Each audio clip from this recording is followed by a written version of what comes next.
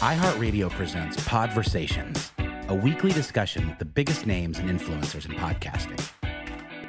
Hey, everybody, and thanks so much for hanging out with us again for another awesome session of the iHeartPodcast Network Speaker Series. This is probably my favorite part of the week where I get to stop down for half hour and talk to a couple creators that we have gotten into business with, that we're making content with, and that we also just really admire their work in podcasting, but way beyond podcasting too. We've had incredible conversations in this series as the podcast medium just continues to explode. We're at about 120 million Americans a month now listening to podcasts, and a lot of that's being driven by the creators who are jumping into the medium. Today's guests are sort of phenomenal. It's one of these sessions where we could probably spend a half an hour just talking about the stuff you guys have done and then never get any questions. That might actually be interesting, but let's not do that. Let me just say, Michael, Jacob, thank you guys so much for being here today to talk to me for a half hour or so. Thanks for having us. Thank you. So I'll do a little bit. Michael Lewis, from the podcast world, you have an incredible show called Against the Rules. It's sort of a co-production with Pushkin Industries, which of course is the incredible podcast network from Malcolm Gladwell and Jacob Weisberg that we have a big relationship with at iHeartMedia. We co-produce a bunch of stuff with those guys and distribute and sell all their shows too. Against the Rules is one of the best podcasts in the world for my money. You have also written, I think we're up to 18 books, Moneyball, The Big Short. You also live, I think, in Berkeley. Yes, that's what you see behind me. I grew up in Berkeley, so we will always have that, no matter how the next half hour goes. Never lose sight of that. So Jacob Goldstein, you have a podcast that when I think about shows that are out there in the world of podcasting, there are a few for me that are really seminal, canonical podcasts that I think really made this medium different than it was before those shows came along. For us, that's a show that we put out there called Stuff You Should Know, for example, that we've been putting out there for a long time. Another one of those is Planet Money, that you're the co-host of. You have done a lot more than just this podcast, but I think this podcast has been really actually important in the way that it's moved podcasting further, but also just made money, the economy, especially at a hard time when this show really took flight. It made it more understandable and accessible to a bunch of people who I don't think clearly understood it maybe before listening to the show. So that's a little bit of the background and to give our viewers and listeners a sense of who we're talking to today. I want to go back, and sometimes I think the most interesting parts of these conversations are, in fact, where people came from, their origin stories, what got them on these tracks. And I'll start with you, Michael, if you don't mind. You've written a decent amount about a high school baseball coach you had named Billy Fitzgerald. And one of the things you've said is that you might not have been a writer if it wasn't for Mr. Fitzgerald. Can you just talk about that a little bit? Was that some kind of a spark early?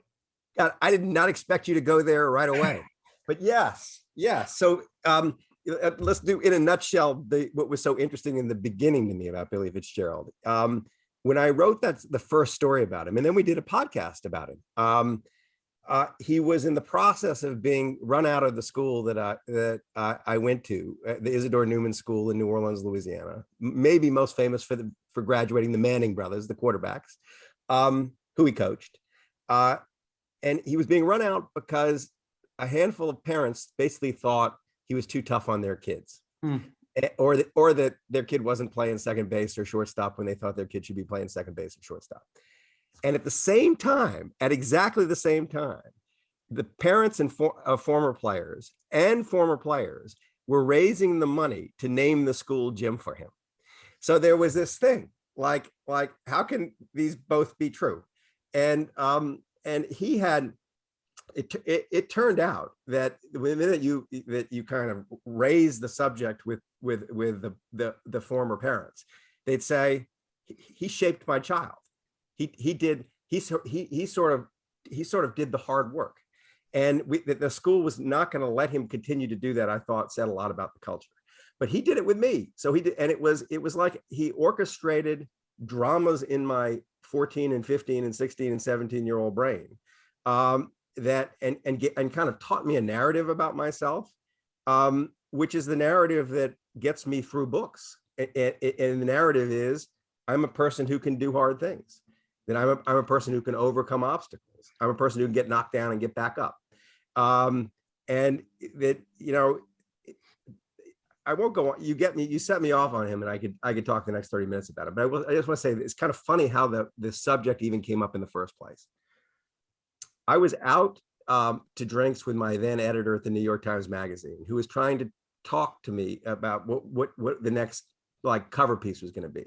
And at the time, he was trying to get me to go write about someone important. Like, you see, at the time, it was like Bill Clinton, or I don't know, it was like some famous person. And I said, if you ask me who actually the most important person in my life was other than my parents, it was this coach, and some other people would say this, a teacher. And I think there are these characters in the world who don't have high status, would have enormous importance. And I thought he was an example of that. And I think he's resonated as a character with people because they hear in their own lives a similar sort of thing. They think back and think, who was actually important? It wasn't someone you think of as important, but they changed my life. And I do think that, I really do think that the kind of risk taking that was required for me to become a writer, I just don't think I'd have been capable of it if I had not encountered him young and built, however contrived, a story about myself that enabled me to get through tough stuff. It's funny. I was at Katie Couric is on a book tour. I went to her show last night. One of her guests was Ina Garten, who's the big chef. And it resonates that story you just told. Ina said, it's funny in life, you don't need a bunch of people on your team. You just need exactly one person to believe in you. For her, it's her husband that she claims is really the reason why she was able to punch through walls and do stuff that she thought she didn't think she could do. So it's interesting. I mean, Jacob, when you hear that story, is there a Mr. Fitzgerald in your past too that you can point to really clearly and say, it was my dad, it was an uncle, it was a friend, that everything kind of was the before and after of when I met that person? Is there a clear one for you? I mean, there's a person I was thinking of, Michael, when you were talking about that, was my aunt. I mean, my parents too were a huge influence on me, but professionally, there is this moment in my professional life that I was thinking back to, and it was 2008, right? It was like the financial crisis. And I was already a reporter at that time, but I had never studied economics or finance. And in fact, my parents were they weren't hippies, but they were kind of hippie adjacent, center left. And so I was raised with this sort of wariness of money, right? You want to have enough money, but that being too interested in money in my house was sort of frowned upon, right? It was no, we don't want to be greedy. We don't like money. We just, whatever, let's not think about that. And so the financial crisis is happening, and I don't work at Planet Money yet at that time. And I don't know that much about money. And I was out to dinner with my aunt, and my aunt was pretty into money. My aunt went and got her MBA and was this hard-charging New York executive.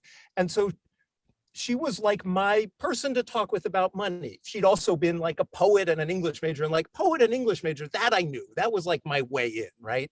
So we're out to dinner at this fancy New York restaurant because that's her style. And I'm just trying to figure out what's going on, right? And I had this sort of dumb question, which was, this is October, November 2008, and the real estate market has fallen and the stock market has fallen. And I have this sense that there's hundreds of billions of dollars have sort of disappeared, right? When the stock market goes down, they're the money is gone. And so I said to my aunt, all that money, where did it go? What happened to it? And she said, the truth is it wasn't really there in the first place. She said, money is just fiction. It's just it's all kind of made up, And this is not like the hippie view. This is the like inside smart money view, is money is fiction. And so that was like a really exciting moment to me. That was like, this isn't about greed or about some kind of morality tale. It's this weird, interesting world. And that kind of set me on this path to studying and reporting on money, finance. What's interesting about that to me is when I go back in my career and look at where stories actually came from to me, or ideas for stories actually came from to me, not where I say they came from after the book comes out, but where they actually came from. It's that kind of thing. It is the most incidental encounter, or it's your cousin says something to you, and you go, huh? Yes, actually, that's something I'll spend the next year of my life doing. Yeah. It's always surprising where these things come from. And I think I don't know about you, Jacob, but I find that like when I'm at my best as a writer, when I'm or as a podcaster, when I'm at my best as a kind of searcher for stories, I'm just open to stuff coming in from anywhere. And like I'm listening to everybody, not just the people you're supposed to listen to. So it's kind of not respectable for Planet Money to be launched on the back of your aunt, but it's great. Well, what's that line from E.B. White in his essay about New York? Anyone who wants to live in New York has to be willing to be lucky, right? That's kind of what you're talking about. It always feels like a stroke of luck. And I'm always afraid that I'm not going to find another story. Right. For that reason, it's like, I don't know how to find another story. Like, I just have to get lucky again, Yeah, that's true. Fair. You make it sound really easy, but also really stressful and not easy all at the It's terrible. It's so hard. And I don't know how to do it still, I've been doing it for 20 years and I still I don't know. But maybe there's something to where you guys kind of came from, not the Mr. Fitzgeralds of the story, but maybe Michael, you, I think, studied art history at Princeton. And after that decided to, at some point, whether it was sort of a intentional decision or just, maybe I'll try this now, you pivoted. Why that pivot? Why? And what did you retain from art history that you're like, you know what, I still use this piece every single day? Well, maybe talk about that. There's an answer to that question, and it's so I don't know about Jacob, what Jacob's career is like, but my early career is really odd. I didn't write for school newspapers. I had no notion of myself like as a writer when I was a kid. English teachers did not encourage me to write. In fact, they kind of grimaced when I hand my papers in and they'd come back all marked up. I mean, there was no like, oh, he's going to be a writer. And it actually freaks. One of my favorite questions when I get back together with like an old high school friend is like, are you freaked out that I'm doing this? Sean Tuohy, the hero of The Blind Side, the guy that Tim McGraw played in the movie. Yeah. I had not seen him for 25 years when he picked me up at the Memphis airport and led me to that story. The first thing he says that comes out of his mouth when he picks me up, he says, so who writes your books? And I said, I write my books. And he says, no. He says, I know you're really good on TV. Like you're really good at marketing them. I know your name's on them and you like the seller of the things, but who actually puts the words down?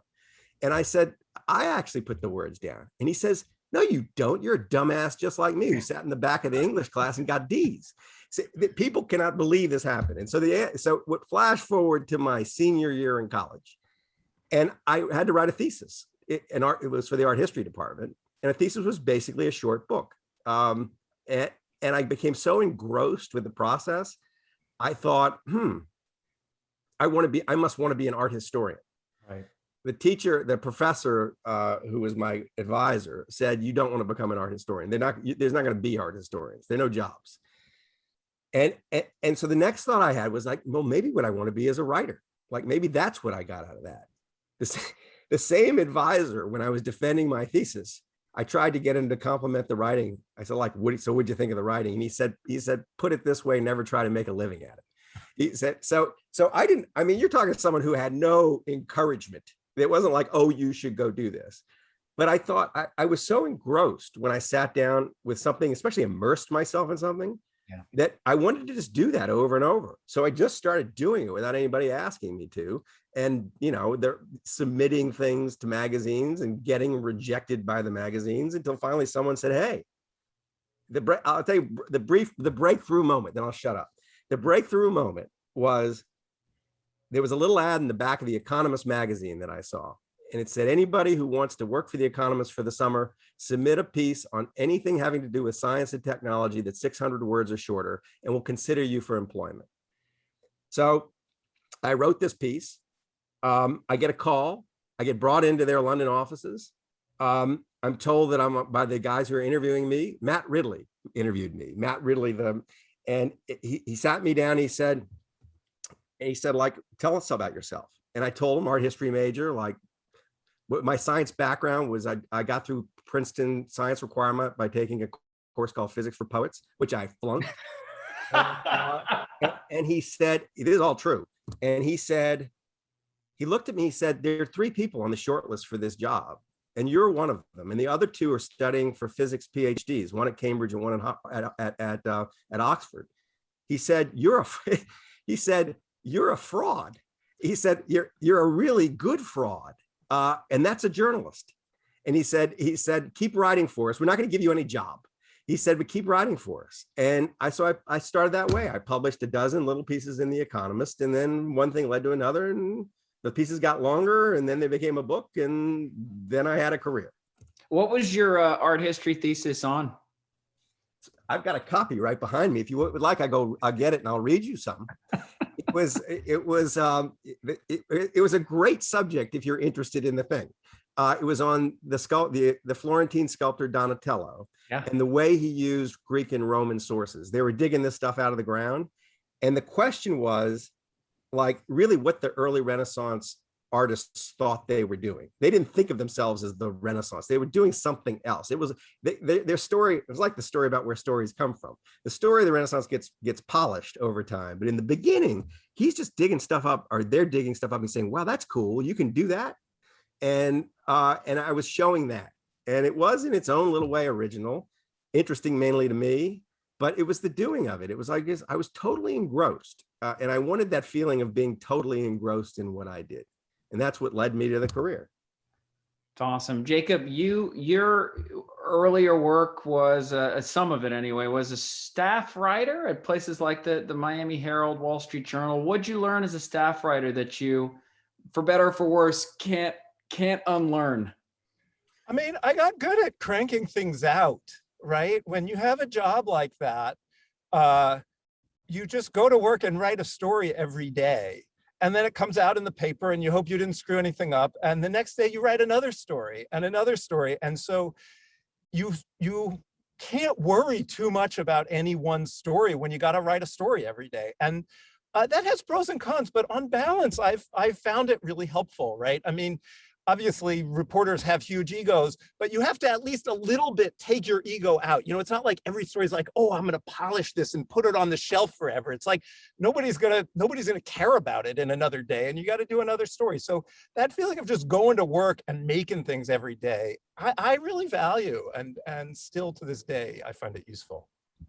What about before you had that dinner with your aunt, what did you think money was? Well, that's a fun question. I mean, you know, when I think back to the way I thought about money, my response to it is much more, or was much more, emotional, right? I think, as with many people, right, our response to money is much more emotional than analytical. And I think of myself as a relatively analytical and not that emotional person, but money is weird, right? Money is a weird one. So for a lot of people, it's, I want it. For me, I had a response of like, I don't want it too much, right? And in a weird way, like I was like, whatever. I lived in Montana and like spent a lot of time in the woods and was into not needing money, but almost to the point of obsession. Like a friend of mine who was my roommate in my 20s was like, the other day was like, why did you sleep in a sleeping bag from like age 20 to 25? And I was like, I don't know, I guess I didn't want to buy a blanket, or I didn't know if I was going to go somewhere. So I had a strange, like, don't spend any money. Money is a trap. That was my thing with money until then, basically. Yeah. And do you feel like it's, I don't want to put this on you. Maybe like, no, not Put it on me. I'm here for it. That is not at all the goal. But is some of this like, I need to teach all of you people about the things that money is and money is not, because you just need to know this in 2021 and 2022. Like, is there a part of the demystifying as a mission statement that goes into every day? I mean, you know what a lot of it is for me is this thing, money, finance, even now more generally business, tech, is so often loaded with morality, right? Either money is bad, tech is bad, or from the other side, like, oh, these tech CEOs are like, you know, as gods unto us. And like, you can set all that aside and say, it's interesting, right? Like, that's the core thing for me. And in this new show I'm launching at Planet Money, it's like, yes, there are lots of moral things going on, but there's also it's just interesting. And so the way we can look at physics or history or whatever, like there are these complicated human technical systems and stories that are just interesting. And so that is the core thing that motivates me and that excites me. How do you know, back to you, Michael, for a sec? I mean, I get that Mr. Fitzgerald sort of sparked something in you. I get that we need to have, as you guys, as sort of creators, writers, need to have radars wide open to pick things up that you might miss otherwise. And that's how it's this mixture of like, I'm lucky because I was open, but I also know what to pick as the topic that I'm going to work on for 1, 3, 10 years. I mean, how does that process happen? How do you know, like, this is a Michael Lewis book. This is the topic of my next thing. This is what I'm going to do for the next several years. Like Moneyball, incredible book, incredible movie, like became this huge thing out there in the world. When did you know, yep, this is the one? It's a really great question, like how you decide what you're interested in. And I don't think I decide. I bet most people don't decide exactly. I think the trick is not to worry too much about what you should be interested in, and actually respond to what interests you, and then worry about the why of it later. So Moneyball is Moneyball is a good example of how the books often happen. They usually start with some question. Sometimes very small question, and then you all of a sudden you've pulled the thread on the sweater that ends up unraveling the entire garment. And the small question was like, all right, the actual beginning of this it is lost actually in the book. The actual beginning was when free agency happened in baseball and in sports, and the salaries start going crazy. You think they can't get crazier, and they get crazier and crazier. I was in London for a bunch of it. I come back here. I'm now living in the United States, starting to pay attention to sports again. And I notice all of a sudden on my television set, on the Oakland A's team, like the left fielder is being paid $7 million and the right fielder is being paid $150,000. And I think, I wonder how pissed off the right fielder is when like the left fielder drops a fly ball. Is there class warfare, resentment inside of a baseball team because these great gaps between what the players are paid? So I was watching the games for that, like looking for like angry expressions, I was looking for like signs of resentment. And then I realized at some point that, oh no, it's not the players, it's between the teams, that the A's are spending a fifth of what the Yankees are spending. And they're winning as many games. How could they be doing that? And that's just percolating, right? For maybe a year. And then I ended up on stage being interviewed by the former GM of the Oakland A's. And I asked him the question backstage, and he said, that's a very good question. There's a guy running the team named Billy Beane who I'm sure would love to talk to you about it. And then this is where it gets interesting when you find stories. So I was thinking I was going to write a little magazine piece, a short magazine piece. I went to go see Billy Beane. They were then in spring training in 2002. In an hour, I knew I had something bigger, because he said, nobody asked me about this, about the money thing, like how we find players cheap and how we're looking for essentially arbitrage opportunities in the market for baseball players. He said, but that's how I spend my every waking hour thinking about this. So when I knew I had a book, I took maybe 2 months, and I remember the moment I had a book.